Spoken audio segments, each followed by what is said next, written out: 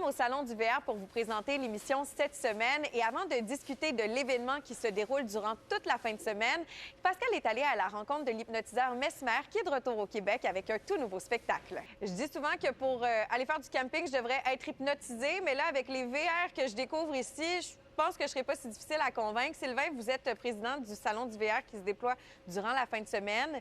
On est à combien d'éditions de ce grand salon? On va être au-delà de 35 années au niveau de l'édition. C'est une édition cette année, encore une fois, remarquable. Chaque année, je me fais prendre au jeu en disant qu'est-ce qu'on va avoir de nouveau. Le nouveau cette année, c'est les unités 2025 qui vont être au rendez-vous. C'est incroyable le choix. Vous allez encore avoir l'opportunité de partir de la tente roulotte, aller jusqu'au Prévost-Cœur. Et ça, c'est pour tous les goûts.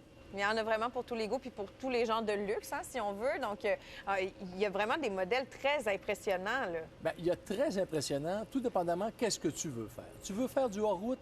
Très impressionnant. Les unités sont adaptées. Tu veux faire de la grande route? Adapter encore une fois les unités. Mais pas besoin effectivement de Mesmer pour découvrir la passion qui habite le VR. Simplement venir, vous allez être omnibulé. Pourquoi?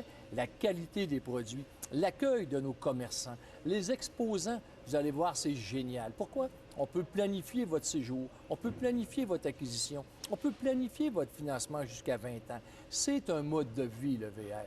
Venir faire un tour, je vous le dis, c'est contagieux, voire dangereux.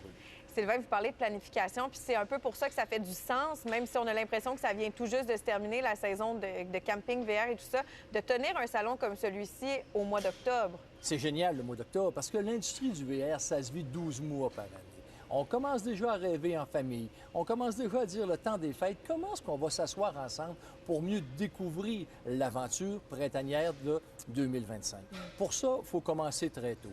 On veut avoir des choix, on peut commander à l'avance nos véhicules. On veut avoir de la qualité, le rendez-vous est là pour ça. Ce qui est le fun aussi des salons comme celui-ci, c'est qu'on tient des conférences pour donner de l'information au public. Les conférences, c'est génial. Vous voulez découvrir l'Amérique, on va faire un trajet avec vous. Vous voulez découvrir une province, on va faire un trajet avec vous, les exposants. Vous voulez découvrir comment bien entretenir son VR, comment faire en sorte que cette acquisition soit un investissement durable. La protection des matériaux, la protection des scellants. Et tous ces éléments-là, vous allez pouvoir avoir des conférenciers. Et si je vous demande à vous, qu'est-ce que vous aimez, là? Quel genre de VR vous êtes, Sylvain? Écoutez, je vais vous faire mention, cet été, j'ai passé tous mes week-ends commençant le jeudi au dimanche dans un tractable. C'était un off-road. Okay. Effectivement, un off-road très solide avec les nouveaux qu'on voit, avec les roues surdimensionnées, les suspensions incroyables.